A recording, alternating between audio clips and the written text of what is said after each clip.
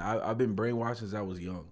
You know what I'm saying? I've been brainwashed since I was young. And I'm gonna confess to something right now. I'm gonna confess. I know you guys want to hear the song and stuff, but I'm gonna confess to something. I was one of those people, man. I was one of those people.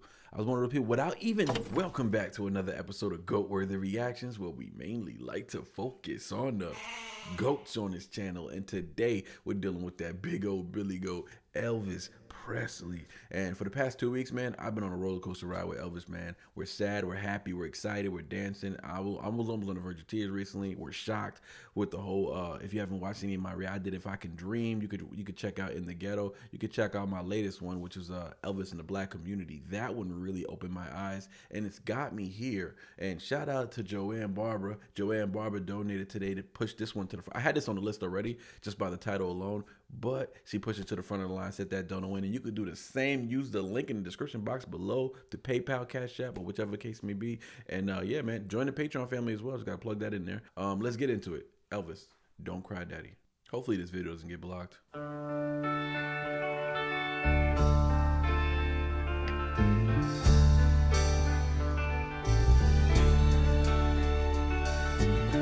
got the lyrics pulled up.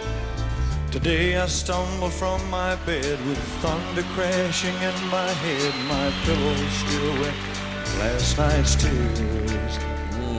Last night's tears, he said? I couldn't hear him. And as I think of giving up, a voice inside my coffee cup kept crying out, ringing in my ears.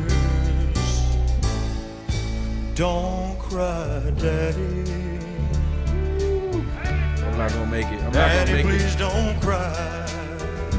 Don't cry. Look at the body language. Daddy, you still got me and little Tommy. Together we'll find a brand new mommy. Daddy, Daddy, please laugh again. Daddy, ride us on your back again. Oh, Daddy, please don't cry.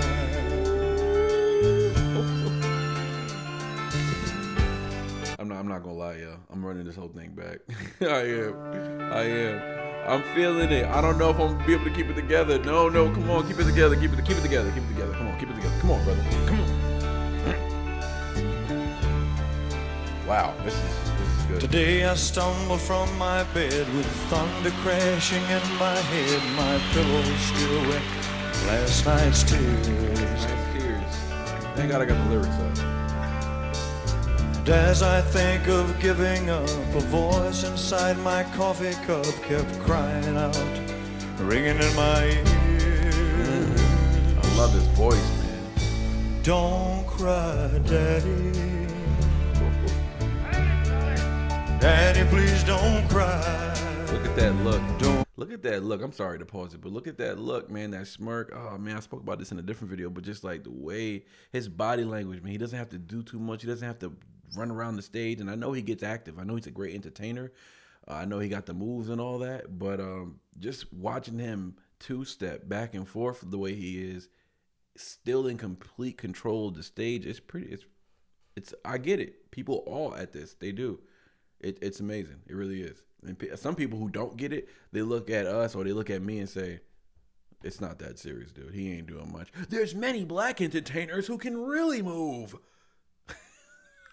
Sorry, I had to. This is the people I've been dealing with, kind of. You know, I've been dealing with a lot of love lately, but I've been dealing with a lot of hate too, man. These people are mad. They mad because I appreciate Elvis. They're mad because I won't put their skin color above my Lord. They're mad about that. They think that I'm going to put skin folk and call it kinfolk. Nah, it don't work that way, dog. It do not work that way. Not with I. I've done enough brain damage, man. I've been brainwashed since I was young. You know what I'm saying? I've been brainwashed since I was young. And I'm going to confess to something right now. I'm going to confess. I know you guys want to hear the song and stuff, but I'm going to confess to something. I was one of those people, man. I was one of those people. Without even freaking giving Elvis the chance, I talked crap about him. I admit it. I talked crap about him. I spoke ugly of him. I said that dude was a racist. He's a culture vulture. He stole black music. The only reason he's big is because he's white. I said that. I said that once. At some point in time in my life, I don't know. I was young, stupid, ignorant, and people, the likes of Chuck D, not him himself, because I don't remember him saying it, but he started this mess, or most of it, within my community, and people echoed it, and it made it all the way to my neighborhood. And then I spewed it back to other people. And I called people who said, no, you're just jealous. When white people said, when I would see white people say, well, if a white person said, no, you're just jealous, I would call that person a racist. Meanwhile, I was being racist. I was being racist, more than racist. I was being, there's something worse than racist. Ignorance. I didn't even listen to him. Didn't watch a video, I just saw him and said, something's wrong with that picture. Why do people love him so much? He's white, blah, blah, blah. It wasn't until I started listening to Eminem that I stopped thinking like that, because he was a white rapper taking over black culture, taking over black hip hop, and people were mad about it. But because I gave Eminem the chance and listened to him, he won me over. Once I started reading the stories of what type of humanitarian he was without even trying to promote it, he didn't want to gloat about it or nothing, he won me over. The same with Elvis. He doesn't want to gloat about it. He doesn't want to be on your stupid talk show. He don't want to do interviews. He's not trying to be at the red carpet. I can't find no freaking interviews of this guy. I can't find him. I can see like little ones here and there, but there's nothing of him just going on a tour of promoting him. So he just let the music speak. And it's amazing how, I'm sorry. I forgot. We got to run it back. Sorry. I'm sorry. I confess, I was that person. And that was before I found Christ, by the way. Ever since, I've done better since, even before finding Christ. I was ignorant when I was young. I ain't been that ignorant. But more so today, after finding Christ, I've been much more open-minded and open-hearted. Yeah, open-hearted. Let me let this music play. Sorry.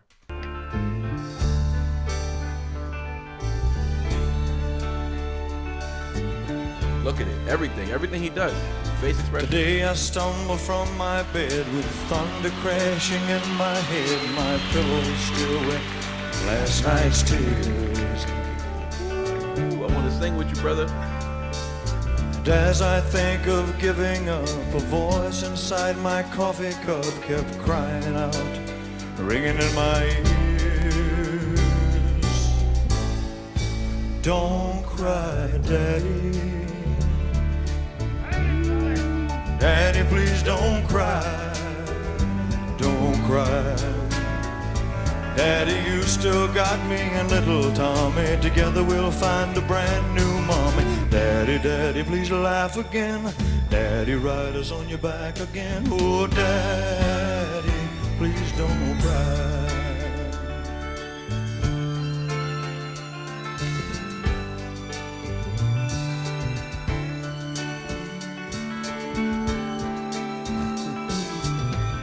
Children always first to feel the pain and hurt the worst. It's true, but somehow it just don't seem right. That's a gem. 'Cause every time I cry, I know I hurt my little children, so I wonder, will it be the same tonight? Don't cry, Daddy. Daddy, please don't cry, don't cry. Daddy, you still got me and little Tommy. Together we'll find a brand new mom. Daddy, Daddy, please laugh again. Daddy, ride us on your back again. Oh, Daddy, please don't cry. Oh, Daddy, please don't.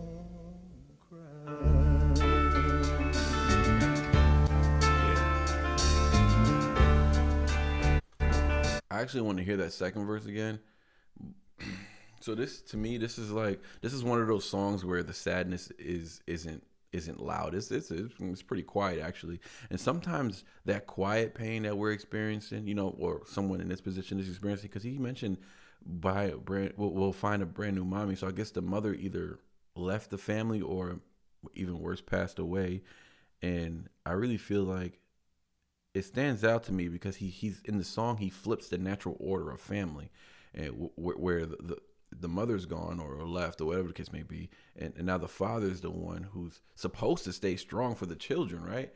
But here the children are the ones who are standing strong and comforting the father, which shows it shows great character because it shows that you raised your kids right.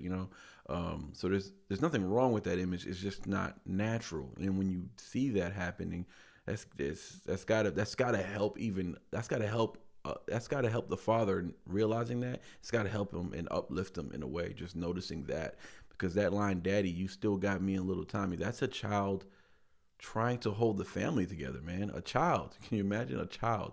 And that line, "We'll find a brand new mommy." That's not a child actually trying to replace the mother. That's just a child seeing their father broken and saying, "I'll do anything to make you happy, daddy." Like, because that's how kids think.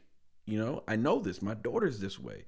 And they don't fully understand grief. They don't. They don't. But they understand love, though. And it's a beautiful thing, because that's what makes this song, I feel like, so powerful for me, anyways. It's resonating so hard right now, and it's not about, because the song, it's not even about losing someone. It's really about what happens to the people who are left behind, who attempt to keep on living, right? Because Elvis then says, what do you say in that second verse? He said, I love this because it showed how incredibly observant he is about life. Why are children always first to feel the pain and hurt the worst? That line is deep. Why? Because kids may not understand the full situation. Their young minds aren't able to really process all of that. In one instance, it takes time, but they feel the emotional shift in the house immediately. They feel when something is broken or just off. And as a father myself, that line about the kids wanting to laugh again and wanting to, ride them on the back, on the bike of the back, or on the back of the bike again. Yeah, that hit me, man, because I do certain things with my daughter, and she always says, "Can we do that again?" She gets excited about that, and I can totally see this happening, and my daughter actually responding this way, because children don't need perfection from their parents. They don't. They just need presence.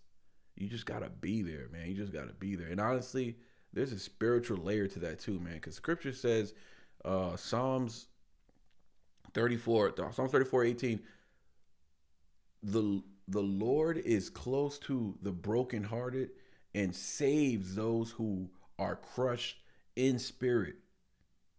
That's like a reassurance you can never take for granted. Because when you're with the Lord, and you believe truly, deeply, and he knows your heart, there's almost nothing to worry about. You can cry, you can be sad, that's normal. But there's almost nothing to worry about. That's how strong God's love is. That's how strong it is. I really wish everyone could experience that love. It makes me really happy knowing that Elvis has experienced this and he knows what this is about. So even when a family, feels like something is missing, faith reminds us, right? Faith over fear. Let's do it. It's a perfect song, perfect shirt to be wearing right now. Woo! Let's get into it. Faith reminds us that grief isn't the end of the story. There's still purpose, still healing, there's still life moving forward. We can't stop. We can't just stop. We got to keep experiencing life. We got to keep seeking God as well. It's a powerful song, man. What makes us so powerful, I feel like, isn't just the sadness either. It's the love inside the sadness, because listen, you have children trying to protect their father, a father trying not to, I guess, let his pain, hurt his kids theoretically, and a family learning how to keep on living after loss. This is all happening in one time. And as a father myself, listening to this makes you realize something very important. Our kids are watching us closer than we think. They feel our joy, they feel our joy, they feel our pain as well. They feel our struggles. They don't have to fully understand it, but they move by emotion, an emotion so deep that we as adults can't even articulate what it is. But we all understand it. And if you're a parent, you know what I'm talking about. I mean, that's why being present in their lives matters so much while we have time. So, and for me personally, my faith reminds me that grief and love, it exists in the same place, actually. Christ taught us that love, I'm not saying he said this, but I feel like, when you're a follower of Christ, you understand that love is strongest when it carries burdens of others. You know, as unfair as that may sound, that is where you find the true experience of love. In this song, I feel like that's exactly what you see here, man. Children trying to carry their father's pain. It's beautiful, it's honorable, it's sad in a way, it's sad, but there's love in the sadness. And that's why that's probably why this song is like this. They last forever, man. They have forever relevancy, sewed in them. They're not just about one moment in someone's life. No. They're about the human experience overall, because we got loss, love, family, and that quiet hope that tomorrow can still be better than today.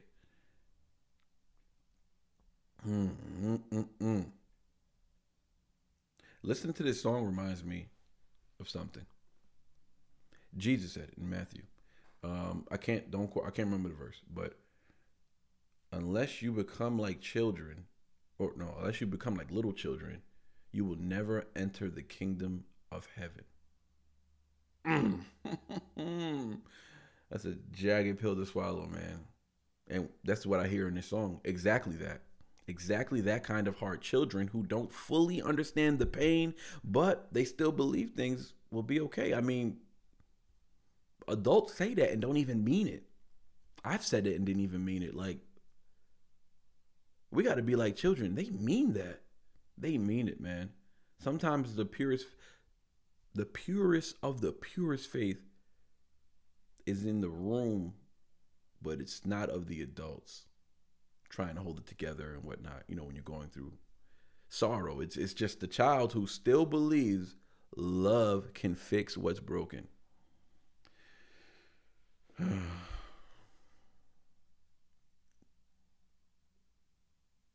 I think about my daughter too much, man. I stick around here too long. I'm gonna start freaking shedding tears right now. I'm not even kidding, man. I'm an emotional being, This is why I don't let my emotions get to me, because once they do, I break down. But, I'm strong today. Thank you to Elvis, man. I gotta hear. I had to be honest with you. I gotta hear that second verse again. Will it be the same tonight? I love that. 'Cause every time I cry, I know I hurt my little children's soul. I wanted to hear that. That's Will it be the same tonight? Don't cry, Daddy. Wow. Daddy, please don't cry. Don't cry. Daddy, you still got me and little Tommy. Together we'll find a brand new mommy. Daddy, Daddy, please laugh again. Daddy, ride us on your back again. Oh, Daddy, please don't cry. This will be the behavior of my daughter. I'm not even joking. My wife said something interesting. My daughter is so bright, and that's all thanks. And I got to cater to my wife on that, who is a stay-at-home mom. She said something interesting last night, actually. I'm so glad we're doing this reaction. Last night, my wife said something interesting. I said, babe, we got to get you, because I got life insurance, right? In case something happens to me, take care of my family. I used to be a life insurance agent 5 years ago, and I found out that's how people stay wealthy. People think, oh, you're just wealthy because you're white and your daddy owned the business and he passed it down to the son and blah, blah, blah. That's the ignorance that comes out of the black community. For real. This is how I used to think. But wealth actually is in life insurance. The reason why people don't know about it is because nobody wants to have life insurance because they're selfish and all they think about is themselves. And the first thing a lot of people say, or a lot of my clients say, why would I get life insurance? I'm not going to see any of that money. It's like, yeah, but it's for your children. Pay off the house, pay off the cars. They don't have any bills. You could leave back $500,000, $1 million. So these wealthy families who have life insurance, they have like $10 million, $5 million, life insurance plans. So even us in the neighborhood. So I devoted myself, man. I'm gonna tell you something. I devoted myself to stay within my neighborhood and help out as many people as I can before I went out to like the richer neighborhoods. And, I could sell big policies over there. I was a great salesman. I can go out there and sell big policies. The person who ran my insurance business wanted me to be out in the big leagues. I need you out in these. I need you out there selling big policies. And I wanted to stay in my neighborhood because a $50,000 policy plan was a good start. you know? And that's what I used to do. I used to sell $50,000 policy plans, $100,000 policy plans, 300, and then I would come back and they would increase on it because they realized the importance of it. They did some research and they realized how important it is, and they cared more. They started to think about it. And every house I went into that house letting them know you're selfish if you don't get it. No, I did. I'm not gonna lie. I didn't do it in a mean way, but that's how I preached it. So I told my wife, I said, we need to get you life insurance. She's like, why would I need it? She didn't really understand the full concept of it. She said, why would I need it? You're the main breadwinner. Like I don't work. I was like, yeah, but when you pass away, not when you pass away. I said, God forbid. I said, but God forbid if you ever passed away, we want to honor you. We want to have a beautiful funeral. We want to have a beautiful, we want to send you off the right way. We want to send you off the right way. Maybe, I'm paying for the policy anyways, but maybe we get a big policy, take care of her and her college. God forbid something happened, an accident. God forbid we both go. We got to leave a good amount of money for our daughter so that she doesn't have to struggle, so that she can have, time to recover from what she's lost, Yeah, I don't like talking about that because it's tough talking about stuff like that. It is tough. But I have more peace talking about these kind of things since coming to Christ. I'm stronger at dealing with those conversations because no matter what happens, it's supposed to happen, and we're going to be all right. And we're going to be together again anyways. So as Jesus left, he will return. The same way he left, he will return. Human form and everything, the way he looked, he will return the same way. And we will enter the kingdom the same way. I get great comfort from that. And I'm no longer talking about the song, but I am kind of still talking about the song, But anyways, let's just let it ride out, and we'll get up out of here. Sorry, I'm a talker. Oh, Daddy, please don't cry. Beautiful. I'm so happy I started this freaking Elvis journey. I genuinely feel like this journey is literally, it could be changing my life. I'm not even joking. It could be changing how I operate because I had him wrong, right? So now I'm giving out at work today. I'm giving people the benefit of the doubt, just in case. You know what I'm saying? You never know. Someone could just be having a bad day, but they're actually a really good person. And you got to be careful how you respond to people. Be patient. Be gracious. Be gracious. For the Lord was so gracious to you. So gracious to all of us. We're out of here, man. That was Elvis Presley, Daddy. Don't cry, Daddy. Sorry, I'm at a loss for words. Get in the comment section. Let's communicate. Let's talk. If you see my comment section, I'm talking. We have hundreds of comments in there, and you'll probably see like hundreds of my responses in there. I talk back. I engage. I dedicate 2 days a week of just doing responses to people in the comment section to all my videos. Old videos from a year ago, it don't matter. So yeah, man, get in the comment section. Hit the link in the description box below. If you want to see me do a certain reaction ASAP, use the PayPal link. I appreciate the support. All these videos are not monetized. We get copyright strikes all the time. I got some videos right now of Elvis that are blocked. I don't know if they're ever gonna see the light of day, but join the Patreon and I'll post all of them there. I don't even care. I'll post them there for just the Patreon. But we out.